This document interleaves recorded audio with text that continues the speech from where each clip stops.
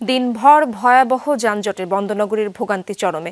ভেঙে পড়েছে সড়কের শৃঙ্খলা। ব্যস্ততম সড়কে যানজট ছড়িয়ে পড়েছে অলিগলিতেও। সপ্তাহের শেষ দিনে এর মাত্রা বেড়েছে আরও। সবচেয়ে বেশি ভোগান্তিতে কর্মজীবী মানুষ। ব্যস্ততম নিউ মার্কেট মোড়। তীব্র যানজটে থেমে আছে গাড়ির চাকা।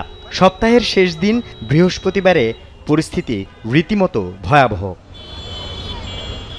বন্দরনগরীর জিইসি মোড়, আগ্রাবাদ, ষোলশহর, মুরাদপুর, বহদ্দারহাট, দেওয়ানহাট সহ প্রতিটি সড়কের চিত্র একই। মূল সড়কের যানজট ছড়িয়ে পড়েছে অলিগলিতেও।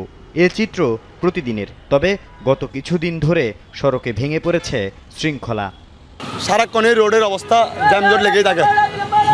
কোনো ডিসিপ্লিন নেই, কোনো ড্রাইভার ডিসিপ্লিন মেনটেন করে না। গোড়া দিন মনে করেন যে জায়গা চালাতে আমরা 10 সিঙ্গেল গাড়ি চালাই, এই জায়গাতে আমরা আজকে বৃহস্পতিবার থেকে যানজট দেখি 6 সিঙ্গেল বা 8 সিঙ্গেল গাড়ি চালাতে পারবো। আধা ঘন্টা হয়ে গেল, এই যে ওখান থেকে ধাক্কা ঠেলতে তারপর আসতে হচ্ছে। 20 মিনিট লাগছে আমার চৌমনি থেকে আসতে এই পর্যন্ত।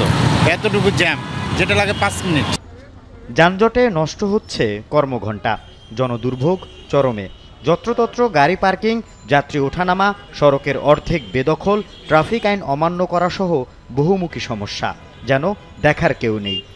আধা ঘন্টা পর্যন্ত আমি এখানে ঘোরাঘুরি করতেছি গাড়ির জন্য, যে আমি গাড়ির অপেক্ষায় দাঁড়িয়ে আছি, গাড়ি পাচ্ছি না। যানজটের কারণে এক্সামও আমাদের লেট হয়ে যায়। এক্সামে এমনকি আমার একদিন এমন হয়েছে যে এক্সাম শুরু হয়ে গেছে, অলরেডি 50 মিনিট লস্ট হয়ে গেছে, তারপর আমি এক্সাম হলে ঢুকছি।